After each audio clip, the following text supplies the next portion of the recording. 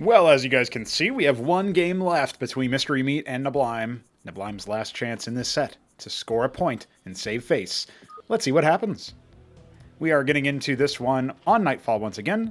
The light olive Zerg is indeed Mystery Meat, and the white Terran in the top left is Neblime. So, top left, top left, bottom right, that sort of style here for this particular map. I have been thinking a decent amount about map design, and I guess as we await whatever sort of strategies each player is going to be going for here, we don't see any gas being harvested in the context of either player, actually, but in particular, I'm not sure. Like, I think the Maverick opener from Neblime, by the way, in that third game was really good, especially since I don't think Mystery Meat would have expected it, or even really scouted to confirm it. You know, he didn't send his Drolith past the initial Maverick. He wasn't willing to lose it for whatever reason. So I think that's kind of interesting, right? So yeah, it's neat. I'm also not paying attention to chat, so hopefully they're not talking about how bad I am. But I would say, when we're looking at the map design and stuff, obviously, like, Nightfall is notorious for having a little bit of an awkward third. But I also have been thinking about, and I've talked with Vig about this too, so I'm sure he won't mind me using Nightfall as an example of this. In the context of the mains, right? A lot of the build space over here is very far away from the ramp. But you don't want to have the ramp so far away from the town center. Like, Zerg actually don't have great Kagra spread over here. They need at least one Kagrant or Hatch or whatever just to cover their ramp. And then their base is pretty far away. So we have that as a problem in general. Also, all the typing is getting to Mystery Meat. He has decollided one of his workers and needs to hit the stop command to force decollide it because he tasked it onto a mineral harvest or something. So he's playing with a bit of a handicap. Maybe he'll notice that, maybe he won't. Actually, maybe this video showcasing this will encourage somebody like DF to look into why this actually happens. There you go, he figured it out. Maybe I can look into why it happens. I have no idea. It's just workertism.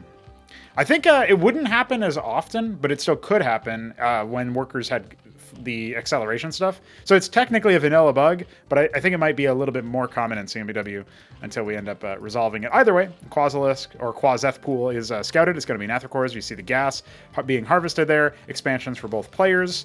Seems like relatively similar timings, but obviously that favors the Zerg because they build their town centers a lot faster. And yeah, I was talking earlier about the general map design. So like you build a lot of structures in the mains, but then you can't really flow them towards the ramp. So I feel like on this map in particular, you're probably like subconsciously incentivized to go air. Zerg, it probably matters a little bit less because they can build less structures in general than the other races. But I'm looking around thinking like, okay, what's going to happen with Terran, for example? And you kind of want to solidify all of your ground production over here, which is easier for Terran in general than it is for Protoss. But still, like, eventually you're going to cap out. And you don't really have a great amount of build space down here. So not that you necessarily should, but because you don't, that feels like it's kind of busto. I also don't know what happened over here, but it looks like these tiles are messed up. However, that could just be the Twilight tile set in general. I'm actually seeing more seams and stuff the more I look. So who knows, man? Who knows? Now, the Nathricores have started to flock and congregate. 4 Nats does beat 3 Mavericks, but there's a 4th one here. I still think that ends up winning for Mystery Meat, but we're going to see what he ends up doing. The basin is abandoned, but another one has just arrived to repair the Mavericks that have been stimming, so it's actually not the end of the world. If he had been able to zone that away and keep the Mason alive, that obviously would have been nice, but not a requirement. And there is a second star pad going down, so I think we're going to see some mass Wraith play. Behind this, we don't see any other tech. A 3rd hatch is coming. Mystery Meat is going to go ahead and just droll up at this point, and he's got 3 Nats coming back. Is it just the 3? Did he lose one that I didn't see? Yes, okay, he lost one when he was initially attacking. Somehow I missed that. So he has only got the 3 Nats. That's it for combat units for him for now. And we do indeed have Wraiths on the way. I'm liking what I'm seeing out of Neblime. He's deliberately foregoing adding on lodestones or building watchdogs for now. Because he doesn't know how committal his opponent is. And if these 3 Nats are the only air units in the early stages of the game, which the Wraith Scout is going to help discover, then it feels to me like, okay, Mystery Meat's he's forced to go for Spraiths because he's not building units. So he's going to get some quasis now.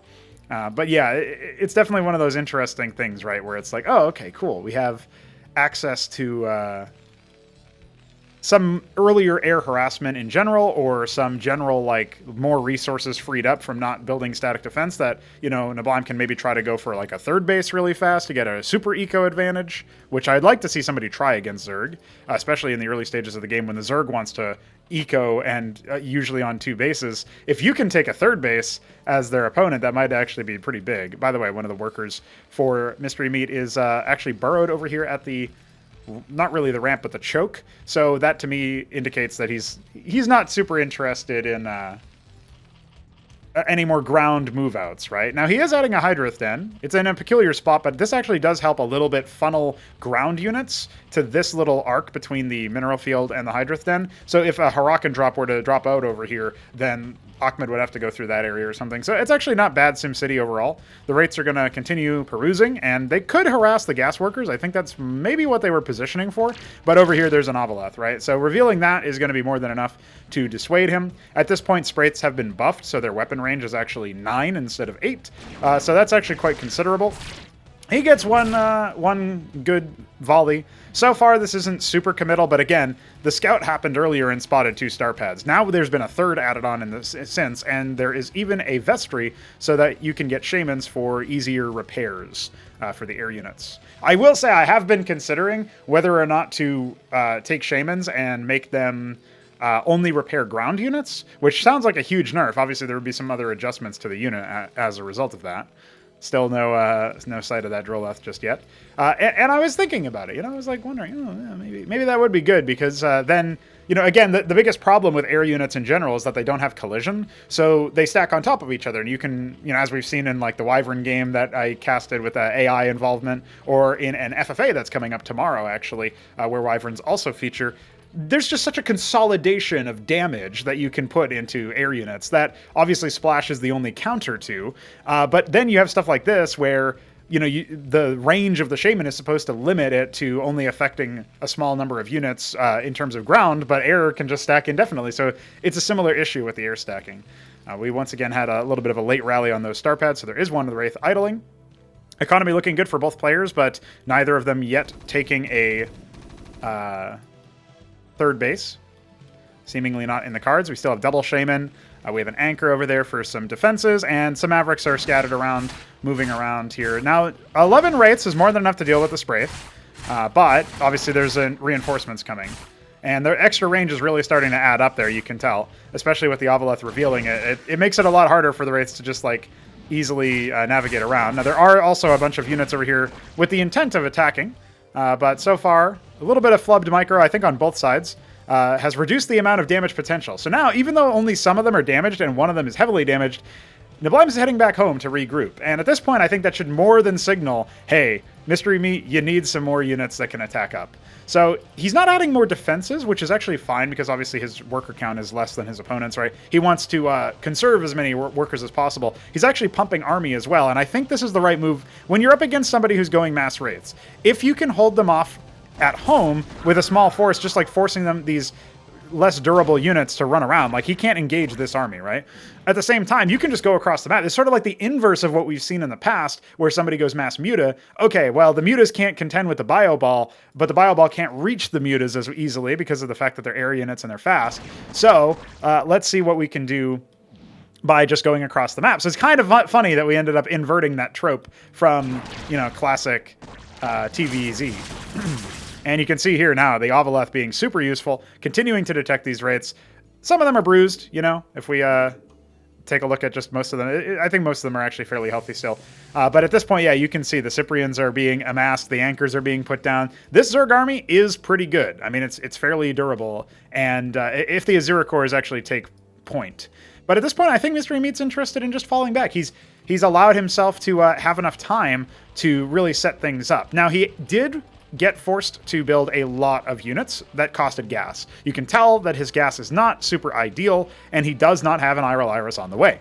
You contrast that with the completed Atlas, and I think the Wraith play has run its course. It's done its due diligence. The question is, you know, with this Ministry setup and the opportunity to potentially add you know, more bases and stuff, I think neblime has gotten himself an advantage. It's just that he can't really do anything to further antagonize the Zerg. So this is the point where you need to see Mystery Meat taking multiple bases, and that's exactly what we see. At least he takes a third. I would like to see him take at least one more base, and then split his very formidable ground army to defend both of those bases, while relying on reinforcement units and general you know, setups as far as the static defense goes, with maybe like Ovoleths in different locations or whatever. It's a fairly expensive army to do that, but you know, he needs to make sure that he defends this Hatchrusk. So this force is more than enough to deal with that.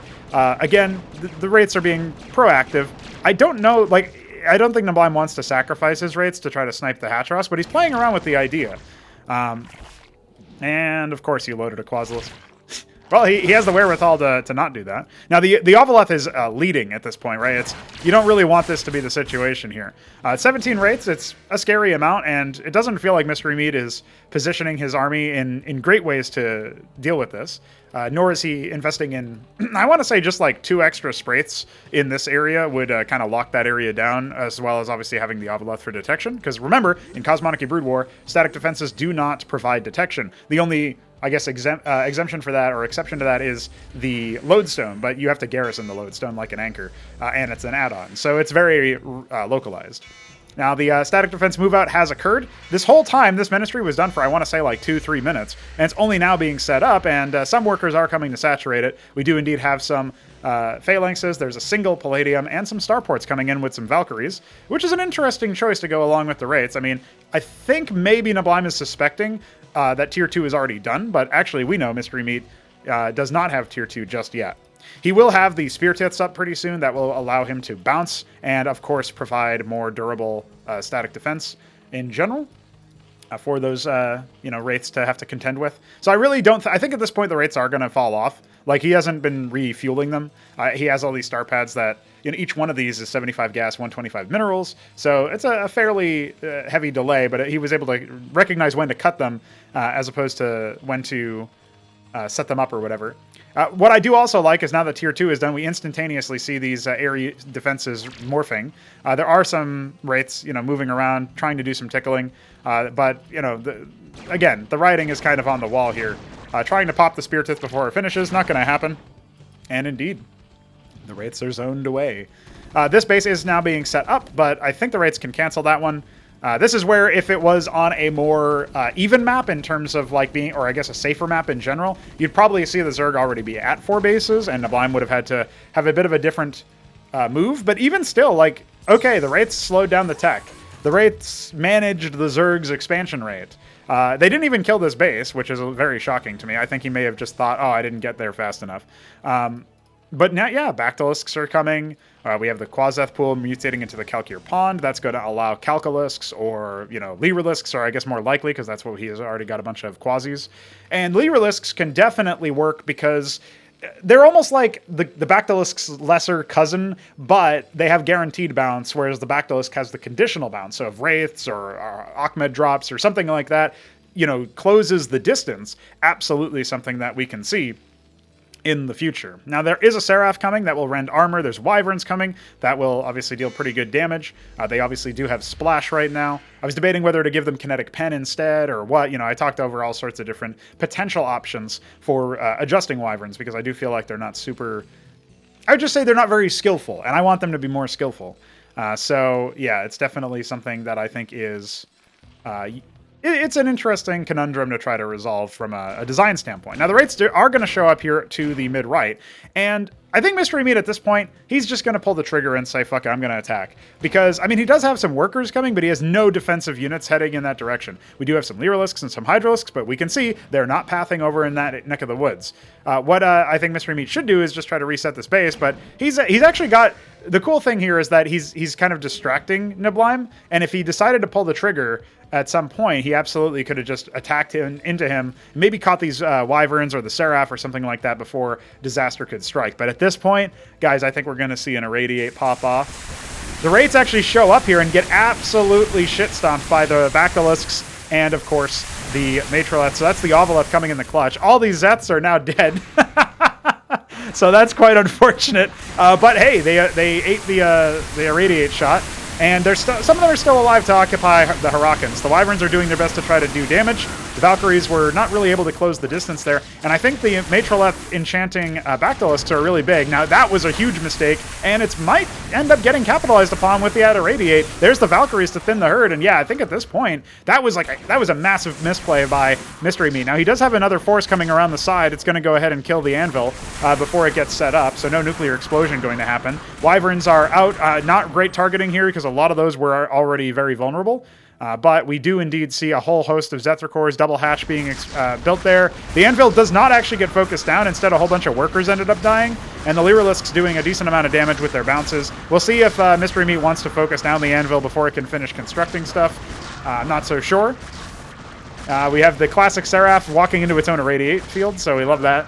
And there is also the force of Wyverns being dispatched to the mid-right. Now, if there's any air units at all, there's only one Valkyrie. It will absolutely just get shellacked. It looks like in the meanwhile, all those Zethra-cores went up to the top side. A Watchdog helplessly floats in the air as Goliath and a whole bunch of Sentinels and stuff were taken out by measly Zethra-cores. Some bio units are dispatched along with some Wyverns. And meanwhile, one of the Hatcherosks is already dead, the other one being brought very low.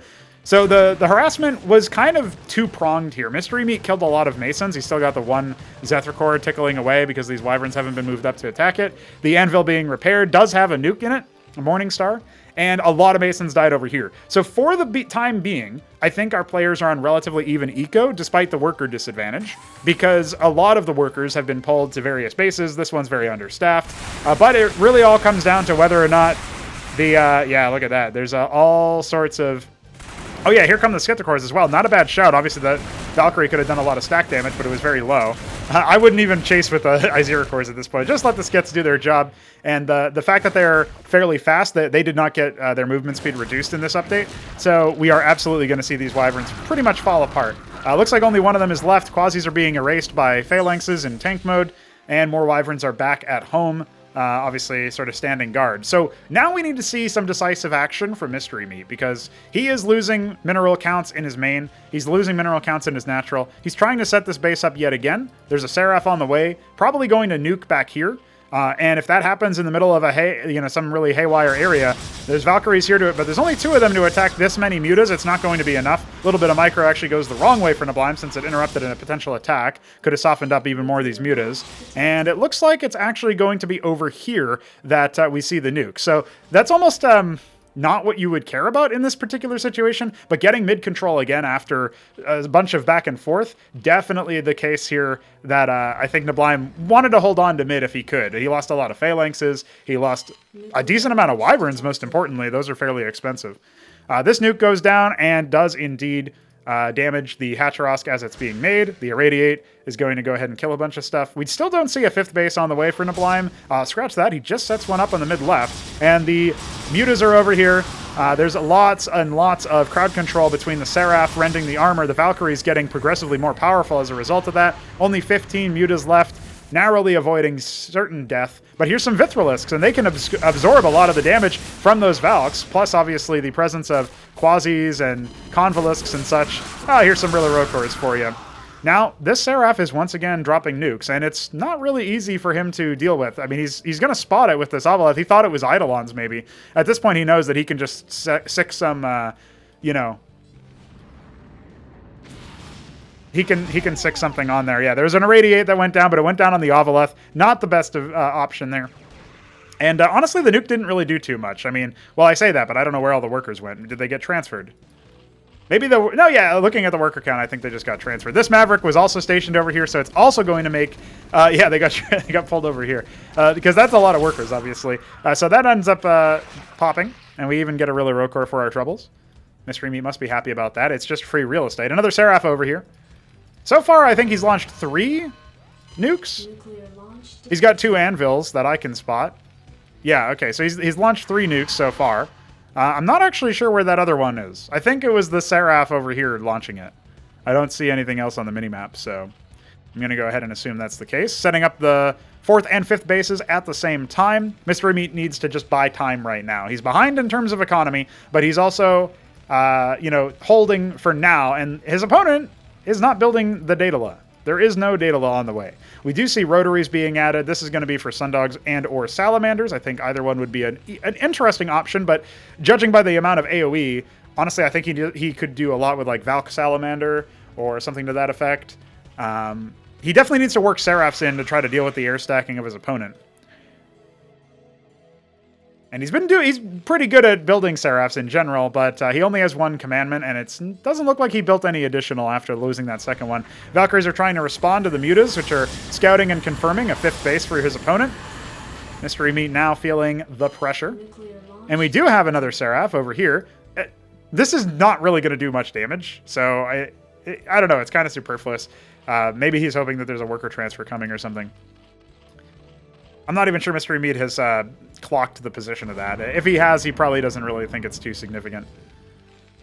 Looks like a Watchdog burned down. More will be set up in its place. A monument to Neblime's goofiness.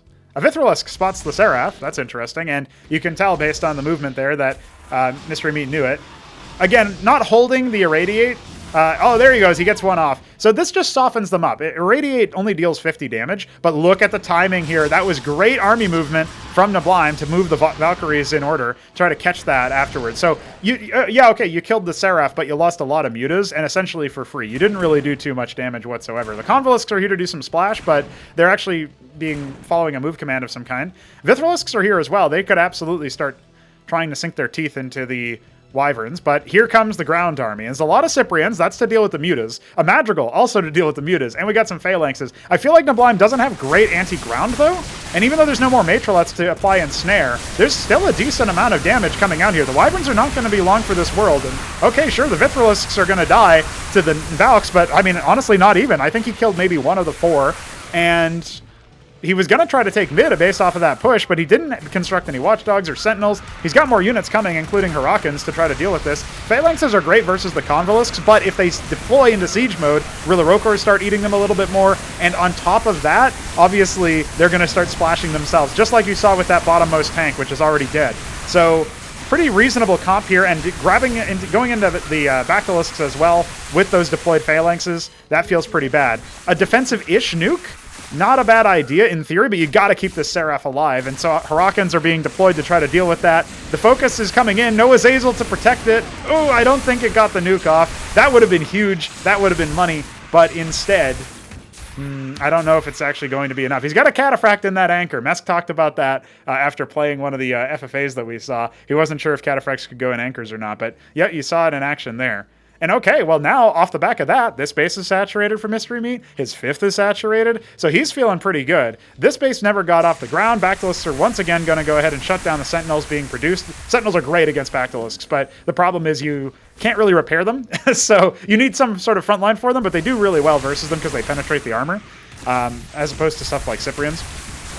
At the same time, as we see that one Sentinel taking so many shots, so many hits, and dealing a lot of damage to the Bactylisks over here, what are we going to see, right? Like, Cataphracts are actually going to take a while for a bunch of Bactylisks to kill, but you need something else to do actual damage. And now I feel like Neblime, he looked so good throughout this game. There's a really healthy amount of back and forth between these players, but it feels to me like, okay, the mass Bactylisks are sort of like transitioning into a point where they are very, very powerful. And we have a whole host of Vithrilusks as well to deal with potential Wyvern runs. This time around, it's Sundogs. It doesn't really... Oh, they actually do get the Tech Snipe. That's not bad at all.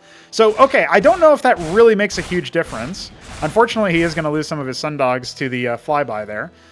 He could maybe position them over here or whatever. Sundogs are very, very good at single target damage. So, looks like 6 of them being deployed to deal with the tech. That's going to stop, like, put a sort of... knock back the timer, you could say. Because what you're going to see is Mystery Meat's not really going to be able to just be like, okay, now I'm going to go to tier 3 and finish you off. He doesn't have to win the game at tier 2, but you know, if he decides to go tier 3, it's way later, right? Look at his gas. He had to reinvest into the Iral Iris to begin with, and he doesn't really have a great gas income, right? He hasn't capped any of his geysers, so it's going to be a while. You know, he's spending all of his money just making sure to keep things up. Now, all these Masons are going to die.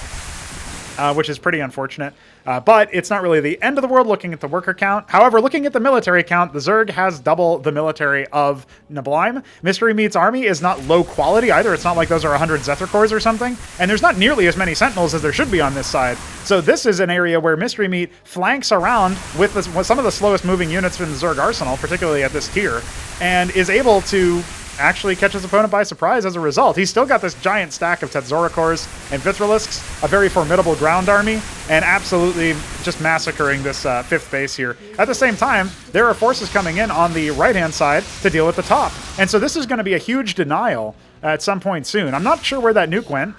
If it was yet another defensive nuke or what, if it was just a nuke in the middle of nowhere. Looks like it was a nuke that was slated to kill off some of these Protathalors, but it didn't even really... I think maybe it got half of them, and there's still mutas. Okay, good irradiate, obviously damaging his own units at this point, but, you know, it's something. And I think that should be enough to wipe out the mutas, because they're standing in it, which it reapplies the effect. If you pull away from the effect field immediately, you only take 50 damage or thereabouts. Unfortunately for Neblime, he's rallied a bunch of units, or attack moved a bunch of units into the effect field from his Morningstar. That is no good. And unfortunately, yeah, I just don't see how he's going to deal with this big push coming in from the mid-left here, clearing out that 5th, doing a lot of damage to the eco of the 4th as well. Really, Neblime's not got much left. I don't even know if he's got nukes left. He's got 1 nuke left he can use to try to defend this choke, but most of the units are already in, and there's just no defense. As soon as you get on top of the production, I think it's going to be way, way too much. But at some point, Mystery Meat has decided, okay, I need to fall back a little bit and regroup. I think he's got more units coming, but he must sense that his opponent is just on the ropes. There's some a horde of Sundogs coming over to try to snipe out this base, but I mean, it's fresh. There's still 2 bases mining that have really good saturation. This gas base has been taken, although not really active just yet. I don't know, man. I don't think that Neblime can possibly come back from this position. He needs to really... Like, again, if he could get a nuke off and completely erase this, he would still be super behind. And I don't think he has any means to nuke. GG is called, and despite a very back and forth, we have to give it to Mystery Meat. He clean sweeps the series, and that was pretty satisfying, I gotta say. Seeing all that tech being used, yeah, we didn't get to tier 3 for either side, but we did see a diaspora, a myriad of different options. You know, smorgasbord, you might even say. Just keep throwing the synonyms out there. So I'm happy about that. Obviously, there's some things where maybe it's a bit too call and response right now at this level of play, where, you know, oh, you see air units, got to put down static defense. But I think Neblime even put a pretty good counter argument to that. Oh, there are naths? Well, instead of building a watchdog, I'm just going to station my units a little bit defensively. And, you know, he ends up pressuring with the triple star pad Wraith. Then he gets a very, very fast tech timing compared to his opponent, who had to invest in this big gas army, but can't actually break the anchor line, right? So it felt pretty good. I don't know what Mystery Meat's adaptation to that early game would have been eventually. Like, if you do that sort of thing pretty consistently, you know, what kind of stuff do we see Mystery Meat do as a response? Is he able to actually break it, find a timing to bust it early on? Or is it something that actually is a pretty good way to play that early stages of the game versus Zerg if you suspect that they're going to play defensive off of 2 bases? Not sure, but I'm excited to see the TVZ meta evolve and the meta in general evolve as we continue to adjust things. Glad to see that Mystery Meat was able to show us some counterplay to things like Wyverns that have been terrorizing the lower tier players, as well as just general Wraiths and stuff. I feel like things worked out pretty well. Post your comments if you got any thoughts on how Neblime could have carved his way out of this series and gotten some more dubs on the board. Or is Zerg OP and we have to nerf that too? I don't know, just playing around based on Mystery Meat's username. But hope you enjoy the series, and we'll be back with some more games tomorrow. Mesk casts a free-for-all. Stay tuned.